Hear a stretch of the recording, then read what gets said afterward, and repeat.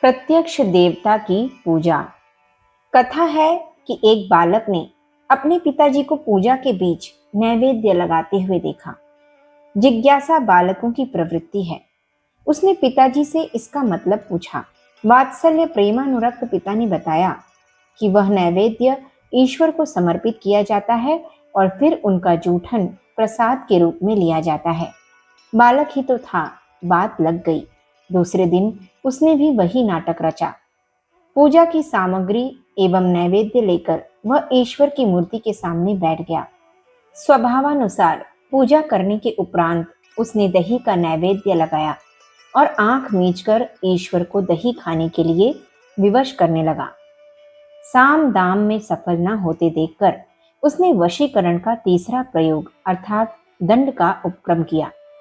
ईश्वर, तुझे दंड अपेक्षित है या यह नैवेद्य? लकड़ी उसने हाथ में ले ली। प्रहार करने ही वाला था कि ईश्वर साकार होकर दही पीने लगे। अरे, सबको पी जाओगे या मेरे लिए भी कुछ रखोगे? एक मुस्कान के मध्य शेष दही भक्त वत्सल ने भक्त के लिए रख दिया।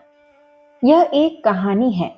भक्तगण इस कथा में भक्ति रस की प्रधानता देखेंगे। योगी जन योगी राज की लीला और अन्य उपासक अन्य ही विशिष्ट बातें। मैं समझता हूँ कि यह प्रत्यक्ष पूजा है जो कि उस अप्रत्यक्ष की प्राप्ति का एक साधन है। प्रत्यक्ष पूजा जो कि मेरा प्रतिपाद्य विषय है, हमारे लिए कोई ऐसी वस्तु नहीं। चारों युग में हम इसका अस्तित्व देखते हैं। सतयुग में प्रत्यक्ष सत्य की आराधना आज के सत्यम शिवम सुंदरम के तद्रूप था। अतः यहाँ तो कोई झगड़ा नहीं।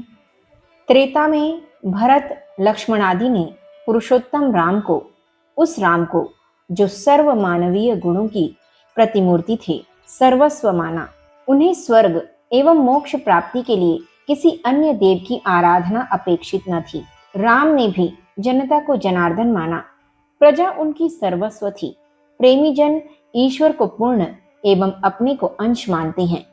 राम ने भी अपनी प्रजा को ईश्वर समझा। प्रत्यक्ष पूजा के वे विधायक बने। अन्यत्र देखिए, सागर लांघने के लिए उन्होंने अप्रत्यक्ष एवं निर्विकार देव की उपासना नहीं की। अर्चना की तो सागर ही की। छोड़िए त्रेता को। अब आइए द्वापर युग में। ब्रज के नागरिक गोपजन आज यथाशक्ति पकवान तैयार किए हैं। क्षीरान्न, मिष्ठान्न और ना मालूम कितनी तरह के। आज इंद्र पूजा जो है। अचानक युग प्रवर्तक कृष्ण का ध्यान इस पर पड़ा। यह क्या है बाबा? आज क्या कोई त्योहार है? बेटा, आज इंद्र की पूजा दिवस है। उनकी पूजा कर हम यथासाध्य नैवेद्य से उनको खुश करेंगे, जिससे वे प्रसन्न होकर वर्षा करेंगे। सामयिक वर्षा, जिससे गोवंश की पुष्टि होगी। कृष्ण मुस्कुराए। देवता भी घूंस लेते हैं।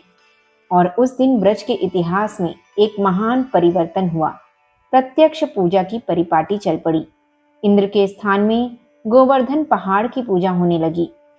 अप्रत्यक्ष के स्थान में प्रत्यक्ष की पूजा एक युग पुरुष द्वारा संचालित हुआ।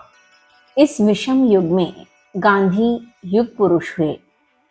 सत्य और अहिंसा दो शस्त्र लेकर वे संसार समर में कूद पड़े। सत्य और अहिंसा ऐसे अस्त्र हैं जो दोनों ढाल और तलवार का काम करते हैं। पात्र की रक्षा और कुपात्र का विनाश। पर सत्य और अहिंसा का प्रयोग ईश्वर अप्रत्यक्ष के लिए नहीं किया जाता। किया जाता है अपने समान भाइयों के लिए। लोग एक दूसरे के प्रति सत्य और अहिंसा का व्यवहार करें और तब देखिए कि इस अर्चना का क्या परिणाम होगा। यह एक महान यज्ञ होगा। आप पूछेंगे, क्या इससे ईश्वर का प्रादुर्भाव होगा? मैं कहूंगा कि एक नहीं अनेक। पूर्ण जगत तद्रुप्त हो जाएगा। सिया राम मैं सब जग जानी और सर्व खलविदम ब्रह्म की अवस्था आ जाएगी। परंतु यह सब अभी स्वप्न है। आज की कंटका किरण दुनिया को नष्ट करना होगा। प्रत्यक्ष मानवों की पूजा आरंभ कीजिए। सहृदय होकर अपने निकट के भाइयों की भावनाएं जीतिए। उनको भी प्रत्यक्ष पूजा, जन पूजा का पाठ पढ़ाइए और तब देखिए क्या आनंद आता है। प्रत्येक मनुष्य प्रत्येक के सुख और दुख का भागीदार होगा। इससे दुख की मात्रा तो घटेगी ही, पर सुख की मात्रा और बढ़ जाएगी। पूरी दुनिया एक कुटुंब हो जाएगी।